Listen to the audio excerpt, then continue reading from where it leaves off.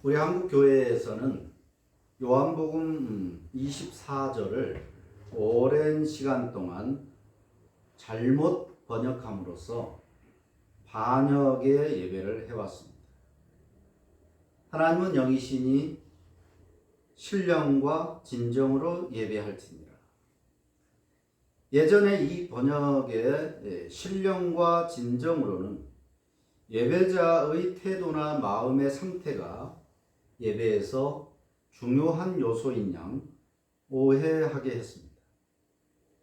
다분히 전통적인 신앙 이해를 바탕으로 이 말을 이해했기 때문에 어떤 시간에 예배하느냐, 어떤 장소에서 예배하느냐, 혹은 무엇을 드리고 무엇을 바치느냐, 그것이 전통 제사에서 전통의 신을 섬기는 것에서 굉장히 중요한 것이었고, 또 심지어는 물을 떠놓고 제사하고 기도하는데 그 물도 몇 시에 물을 떴느냐에 따라서 그 물의 가치와 또 그 물을 바치는 종류와 또 그 정성이 다르다라고 하는 정화수 개념도 있어 왔습니다.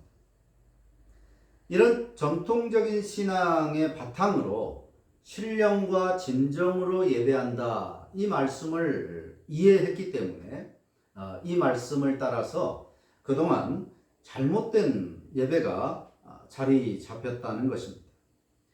의도와 달리, 그럴 의도는 아니었지만 참된 예배로부터 멀어지게 했고 잘못된 신앙, 그릇된 삶으로까지 이어지게 했습니다. 이 오해는 한층 더 나아가 감동과 또 흥분을 자아내어 예배하는 것이 더 신령한 예배인 것으로 나아갔고, 또 이를 위해서 다양한 시도들이 가미되었습니다. 특별히 찬양을 중심으로 하는 예배가 도입되면서 온갖 악기와 퍼포먼스가 동원되었습니다.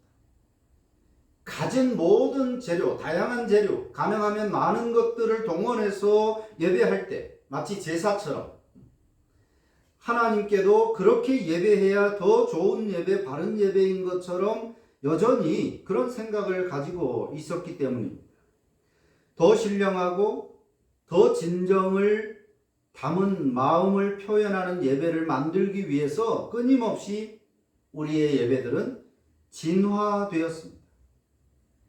우리 장로교회 역시도 개혁교회의 본산지인 영국이나 독일, 네덜란드 등이 아니라 이미 상업화되어 버린 미국 교회의 대형화된 교회들의 예배 프로그램들을 가져와서 신령과 진정을 더욱더 강화시키고자 했습니다.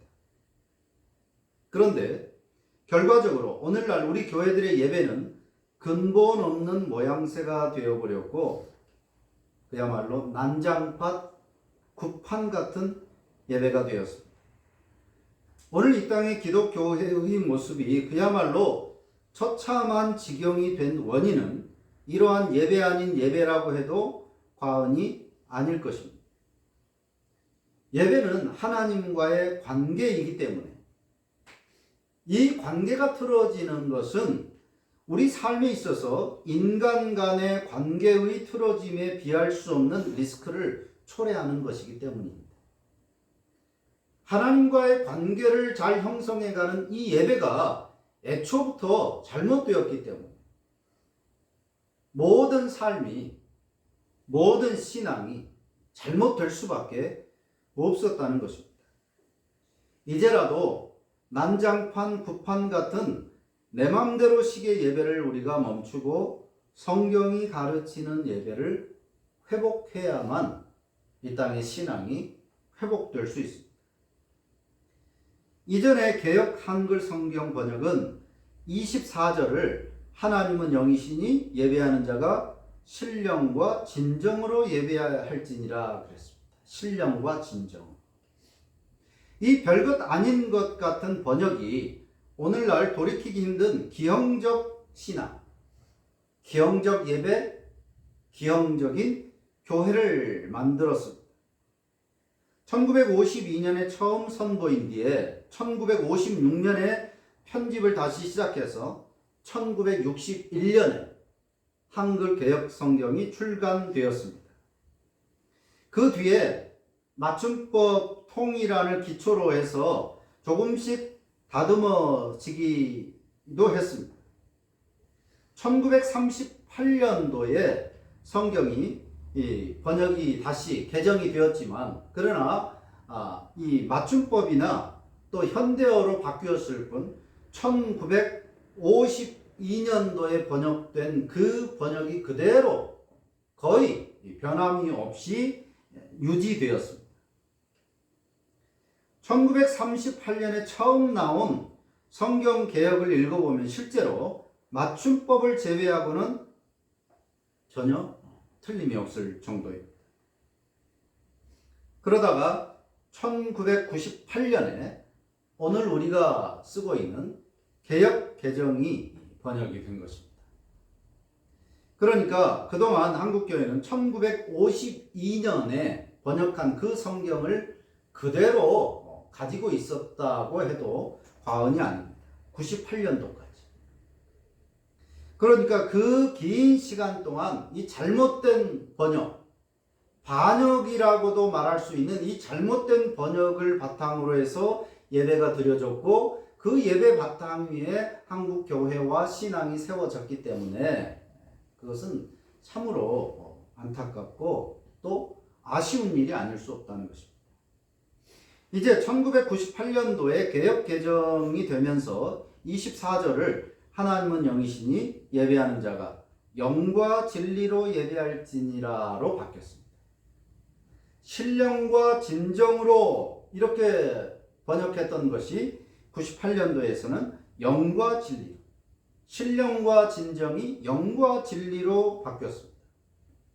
무슨 차이가 있겠나 싶지만 여기에는 어마어마한 차이가 있습니다.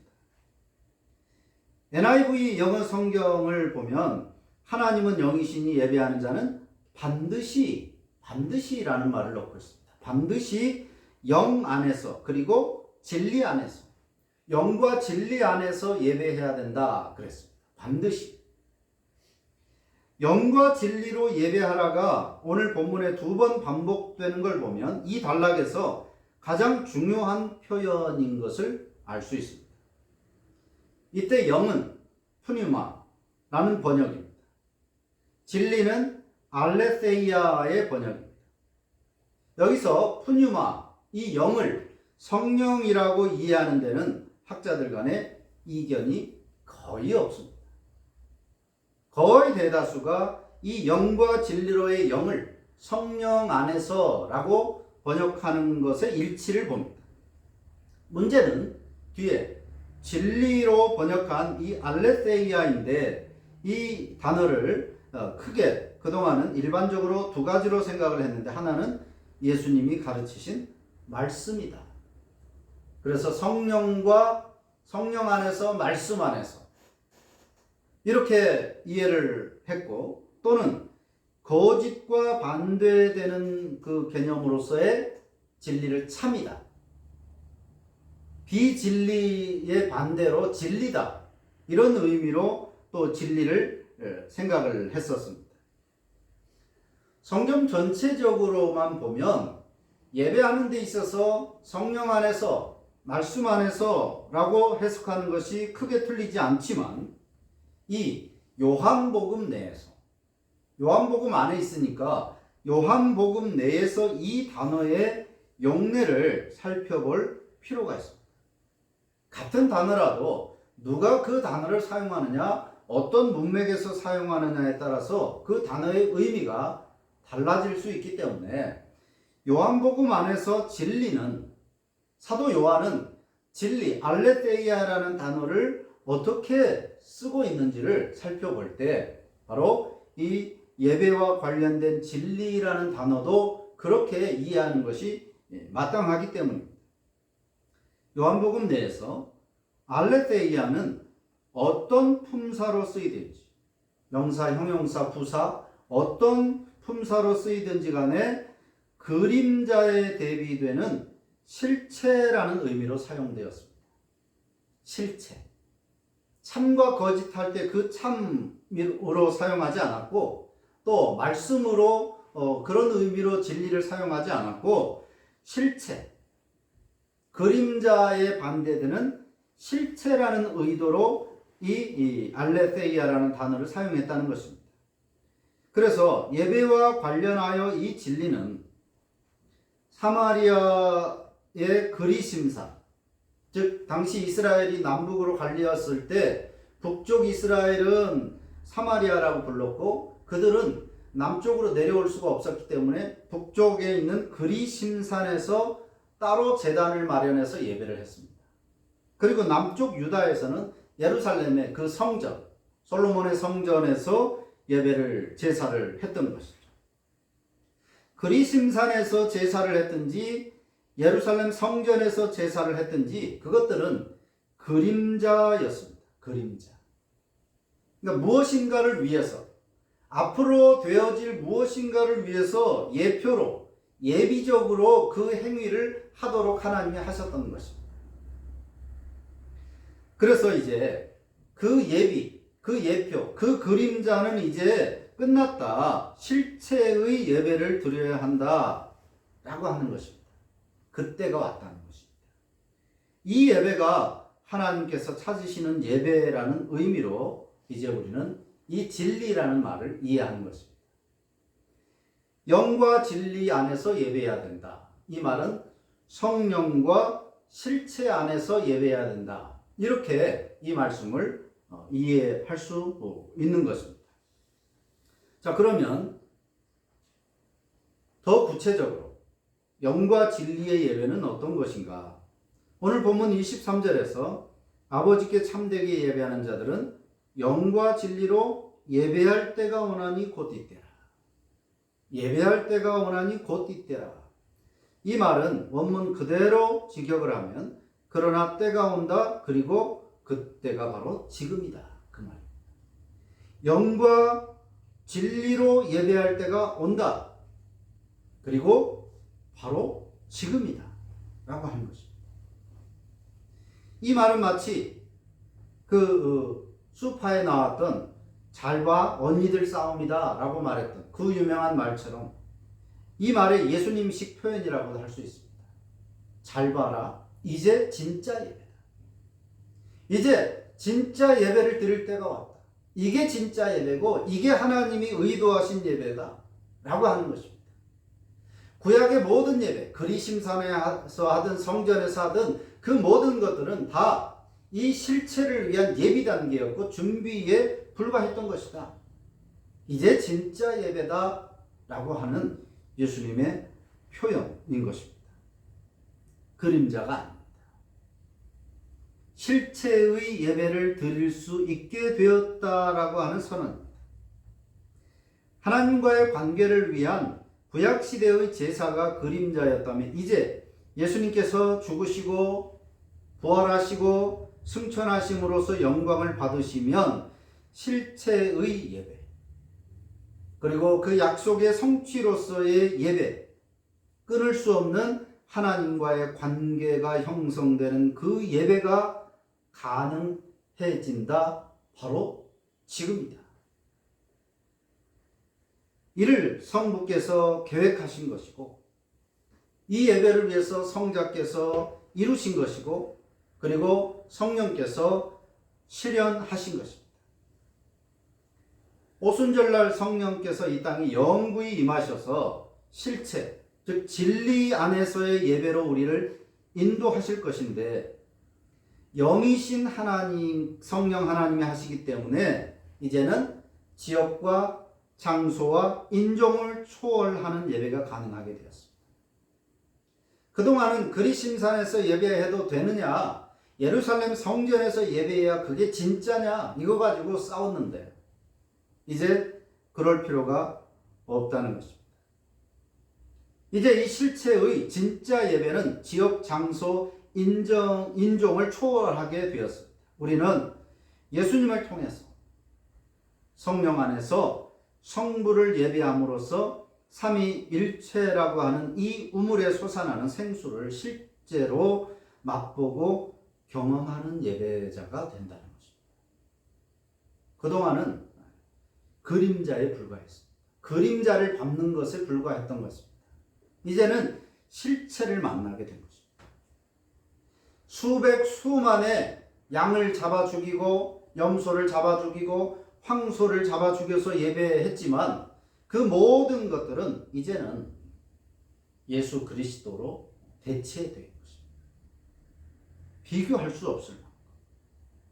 그래서 실체의 예배, 진짜 예배가 가능하게 되었다라고 하는 것입니다. 그러면 더 실제적으로 영과 진리의 예배는 어떻게 해야 되는 것인가? 첫째, 영이신 하나님을 예배하는 것입니다. 22절에서 너희는 알지 못하는 것을 예배하고 우리는 아는 것을 예배하노니 그랬습니다. 그동안 그들은 수백 년 동안 그리심산에서도 예배하고 예루살렘 성전에서도 예배했습니다. 예배라는 의식을 했지만, 제사를 드리긴 했지만, 그러나 그들은 실체를 알지 못했습니다. 하나님에 대해서 온전히 알지도 못했습니다. 심지어는 하나님께 제사한다고 하면서도 엉뚱한 신에게 제사를 하기도 하고, 하나님께서 구역질 난다고 하실 만큼 그런 제사도 그들은 부지기수로 드렸습니다. 이것을 너희는 알지 못하는 것을 그동안 예배해왔다. 가짜 예배였다는 것입니다. 그런데 이제 우리는 아는 것을 예배할 수 있다. 그러면서 영이신 하나님을 예배한다고 말하고 있습니다. 우리의 예배의 대상은 추상이나 관념이 아닙니다. 영으로 실제하시는 하나님이십니다. 눈에 보이지 않지만, 영이시지만 그렇다고 존재하지 않습니다. 존재하지 않는 것이 아닙니다. 생각 속에 있는 것도 아닙니다. 분명히 예배를 받으시는 하나님은 실제하시는 분입니다. 영으로 실제하신다는 것입니다. 육체가 없다는 것일 뿐이지 하나님은 반드시 분명히 존재하시는 실제의 하나님, 그 하나님께 우리는 예배합니다. 온 우주보다 크신 하나님이시기 때문에 어떤 형상 안에도 갇힐 수 있는 분이 아니기 때문에, 하나님은 영이신데 그 영이 우리가 생각하는 것처럼 숨 쉬고 내쉬면 겨울에 보이는 그 입김 같은 그런 것을 우리가 하나님을 표현할 때 영이라고 말하지 않습니다. 드라마나 영화에서 보는 것처럼 혼이 빠져나가는 것 같은 그런 정도의 영이 아닙니다. 하나님을 영이라고 할 때 그 영은 인간의 눈으로 볼 수 없는 온 우주보다도 더 크기 때문에 하나님은 존재하시지만 우리의 눈에 볼 수가 없는 것입니다. 그리고 어떤 형상 안에도 가둘 수가 없는 분입니다. 바로 10계명 중에 1계명과 2계명이 이것을 우리에게 명하고 있는 것입니다. 하나님 외에는 어떤 존재도 하나님일 수 없다. 하나님 옆에 아무것도 둘 수 없다가 제1계명. 뿐만 아니라 그런 하나님이기 때문에 어떤 형상도 하나님이라고 만들어서는 안 된다고 하는 것입니다. 이러한 하나님을 알지 못하면 수십 수백 번에 반복하여 예배를 드린다고 해도 그것은 알려지지 않은 모르는 신에 대한 공념불에 불과한 것입니다. 예배의 대상이 누구인가의 전제가, 예배의 대상이 누구인가를 아는 이 전제가 예배의 방식이나 또 내용도 결정할 것입니다. 하나님이 어떤 분이신가에 따라서 그러면 예배를 어떻게 해야 될까? 무엇으로 어떤 내용을 담아서 예배할까가 결정되는 것인데, 하나님을 알지도 못한다면 어떻게 예배할지, 또 어떤 방식으로 어떤 내용을 담아서 예배할지를 당연히 알지 못하기 때문에 대상이 잘못되면 예배 자체가 어그러지는 것입니다. 그러니까 사람이 억지로 짜내고 고안하는 것입니다. 하나님을 모르니까 자기 인간의 그 제한된 지식과 경험 안에서 예배의 방식과 내용을 결정해 버리는 것입니다. 그래서 이렇게도 만들어보고 저렇게도 만들어보고 다양한 프로그램을 동원하는 것입니다. 하나님을 모르기 때문입니다.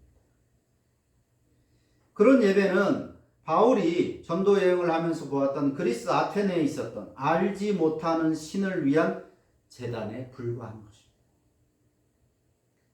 하나님을 예배한다라고 말할 수 있고 그렇게 제목을 붙일 수 있고 또 그런 형식을 취한다고 할지라도 그런 용어를 선택한다 할지라도 하나님이 누구신가에 대한 이해가 없으면 그것은 알지 못하는 신을 위한 제사에 불과한 것입니다. 분명히 오늘 예수님께서는 말씀하십니다. 영이신 하나님이 예배의 대상이다. 두 번째로는 영이신 성령으로 거듭난 신자가 예배한다는 것입니다. 성령으로 아니하고는 하나님을 알 수도 없고 심지어 아버지로 부를 수도 없다 그랬습니다. 그래서 예배자는 성령 안에서만 예배할 수 있습니다. 성령을 통해서 거듭나지 않은 사람은 하나님을 예배하지도 않을 뿐만 아니라 하나님을 예배할 수 있는 이름을 부를 수 있는 자격조차 없습니다. 그 외에는 성령 안에 있지 않고는 누구도 하나님을 부를 수 없습니다. 그것은 마치 생전 처음 보는 낯선 아저씨를 아버지라고 부르는 것과 다를 바 없는 것입니다. 성령으로 아니하고는 하나님의 이름을 부를수록 그것은 망령되게 하는 것입니다. 욕되게 하는 것입니다. 생전 처음 보는 사람에게 아버지라고 한 번은 부를 수 있지만 두 번, 세 번 계속해서 부른다면 아마도 그것은 그 사람이 생각할 때는 자기를 놀리거나 자신을 욕되게 하는 것으로 생각할 수도 있습니다.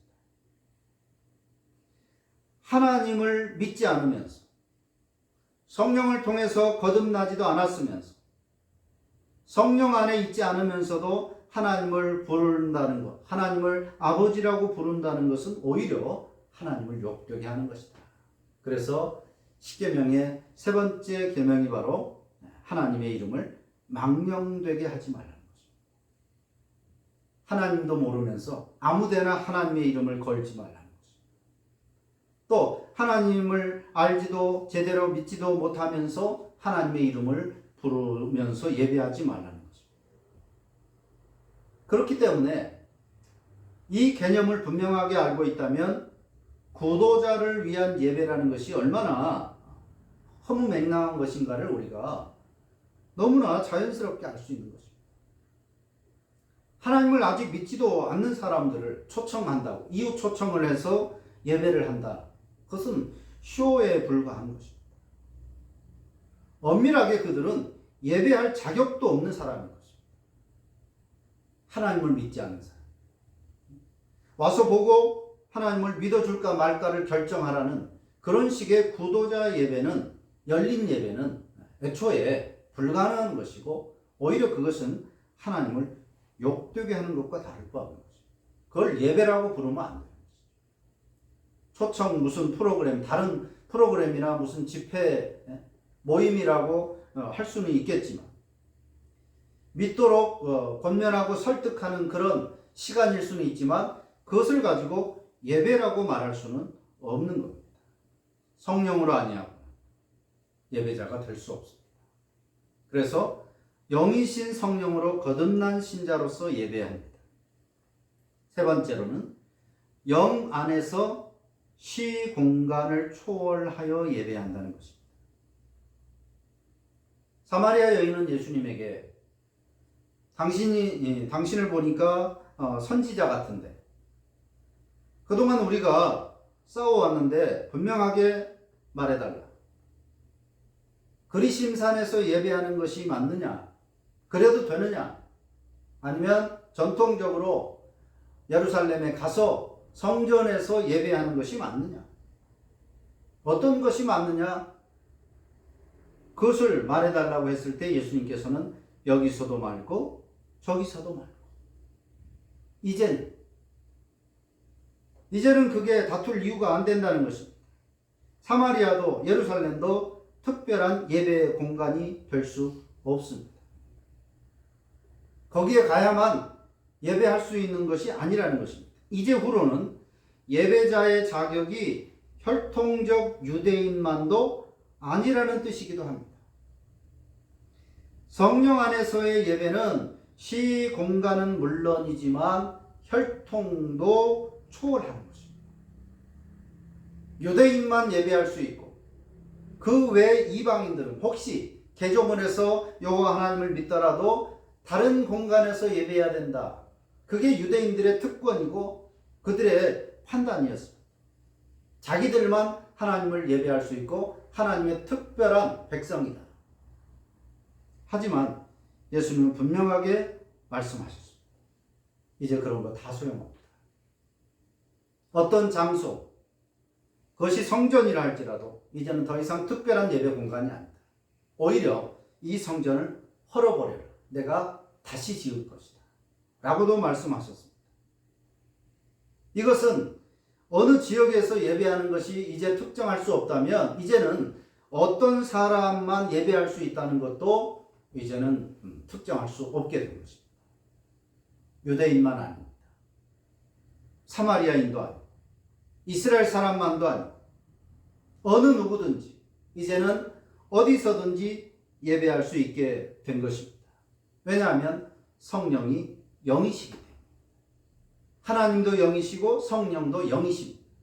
그래서 어느 공간, 어느 시간에 특정하게만 계실 수 있는 분이 아니라 동시에 온 세계 안에 충만하게 거하실 수 있는 성령이시기 때문에 그 성령 안에서 예배한다라고 하는 얘기는 어디서든지 예배할 수 있다. 누구라도 예배할 수 있다. 성령 안에 있기만 한다면. 그런 뜻입니다. 그렇기 때문에 이 개념을 분명하게 알고 있다면 백투 예루살렘 운동, 이스라엘의 그 예루살렘에 제3의 성전을 지어야 한다. 그러면 유대인들이 회개하고 돌이키고 예수님이 재림하신다. 그러니까 우리 기독교가, 한국의 기독교가 돈을 걷어서 헌금을 해서 가서 예루살렘에 제3의 성전을 짓자. 이것이 백투 예루살렘 운동 혹은 제3성전 운동. 이 개념이 제대로 잡혀 있다면 성령 안에서 누구나 어디에서나 예배할 수 있게 되었다라고 한다면, 이것을 알고 있다면 이런 운동들, 이런 신앙들은 애초에 성립될 수도 없는 것입니다. 예수 그리스도께서 실체로 오셨다는 것을 알지 못하는 어리석음의 산물입니다. 아니면 돈을 벌기 위한 사기든지. 이런 운동을 하는 사람들, 여전히 한국 교회 안에도 많이 있는데 이런 식으로 사람들을 끌어모으고 또 헌금을 강요하고 그것이 신앙인 양 가르치고 하는 것들은 어리석든지 사기든지 둘 중에 하나입니다. 이처럼 신령과 진정으로는 예배자의 맑은 영혼이나 정성과 태도를 의미하는 말이 아닙니다. 전적으로 타락한 어떤 인간의 영혼도 하나님 앞에서는 추악하기 그지없기 때문입니다. 누구라도 신령하게 하나님 앞에 설 수 없습니다. 뿐만 아니라 어떤 인간의 정성과 헌신도 하나님께 바쳐질 만한 것이 될 수가 없습니다. 그러니까 당연히 신령과 진정으로는 사람의 무엇이라고 해석할 수 없는 단어인 것이죠. 애초에. 따라서 이 문장을 오해하기 좋게 신령과 진정으로 번역해서는 안 되었던 것입니다. 물론 그런 의도가 아니었을지라도 이 번역은 대단히 잘못한 것입니다. 그리고 대단한 오해를 불러왔고 그 오해는 잠깐의 오해로 끝난 것이 아니라 그동안의 한국 교회의 예배를 반역의 예배로 만들어버린 대단히 잘못된 번역이었다는 것입니다. 번역을 이렇게 했어도 설명을 잘 했다면, 목회자가 이 말씀은 이렇게 번역했지만 이건 사람의 조건을 말하는 것이 아니다라고 제대로 설명을 했다면 그나마 다행이지만, 그런데 설명도 잘못해버렸습니다. 신령과 진정이라는 말을 그대로 맑은 영혼, 거룩한 그런 영혼 가지고 정성을 다해야 된다. 아침 일찍부터 준비하거나 좋은 옷을 입거나, 이런 마치 유교에서나 혹은 샤머니즘 같은 데서 제사할 때 사람의 그 어떤 태도를 이 말로 오해하도록 잘못 가르친 것이기 때문에 애초에 참된 예배는 불가능했었던 것이죠. 늦게나마 바르게 번역한 것은 잘된 일이지만, 그러나 여전히 예전의 그 이해, 읽기는 영과 진리로 예배할지니라고 읽지만 오랫동안 가져왔던 신령과 진정으로의 그 개념을 그대로 가지고 예배를 이해하고 있다는 것이 문제입니다. 영과 진리 안에서 성령과 실체이신 성자 예수님 안에서 예배할 수 있다라고 하는 이런 이해를 해야만 하나님이 찾으시고 받으시는 참된 예배자가 될 수 있습니다. 이제는 이렇게 예배하는 자를 하나님이 찾으시느니라. 하나님이 어떤 예배자를 찾으시는가, 그것을 그렇게 알고 싶어 하면서도 여전히 신령과 진정으로의 개념을 가지고 있습니다. 이 말씀을 올바로 바로 이해해야 성령과 실체이신 성자 예수님 안에서 예배할 수 있게 되었다. 영과 진리의 예배는 공예배에 임하는 신자의 기본적인 요건입니다. 그런데 그 무엇보다 영과 진리로 드리는 예배의 절정은 공예배도 중요하지만 바울 사도가 말한 너희 몸을 하나님이 기뻐하시는 거룩한 산 제물로 드리라 이는 너희가 드릴 영적 예배니라. 이렇게 권면한 일상의 삶을 예배자의 태도로 살아가는 것, 즉 영적 예배야말로 영과 진리로 드리는 예배의 꽃이라고 말할 수 있습니다. 영과 진리 안에서의 예배는 주일 공예배에도 이 개념을 그대로 적용해야 되지만 더 중요한 것은 우리의 일상의 삶, 즉 영적 전쟁이라고 말할 수 있는 이 영적 예배, 우리 일상의 삶에서 더욱더 중요하게 이해되고 적용되어야 한다는 말입니다. 공예배와 영적 예배, 즉 일상의 삶의 예배는 동전의 양면 같아서 한편의 부재는 다른 한편도 거짓으로 만들어버릴 수 있습니다. 일상의 예배, 영적 예배가 중요하다면 그러면 이제 주일날 굳이 교회에 모여서 공예배로 드릴 필요가 뭐 있냐? 요즘 같은 시대에 인터넷으로 예배할 수 있으면 그게 더 효과적이지 않겠습니까?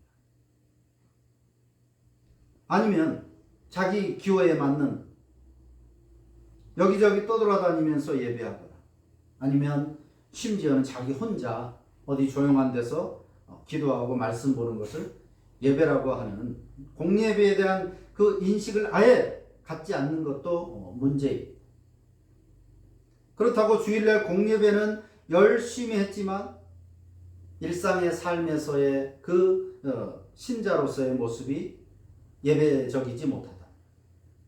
영과 진리 안에서 살아내지 않는다. 그의 공예배는 아무리 그 순간에 진실을 다해서 마음을 다 바쳐서 예배했다 할지라도 결과적으로 그 공예배도 거짓이 되고 마는 것입니다.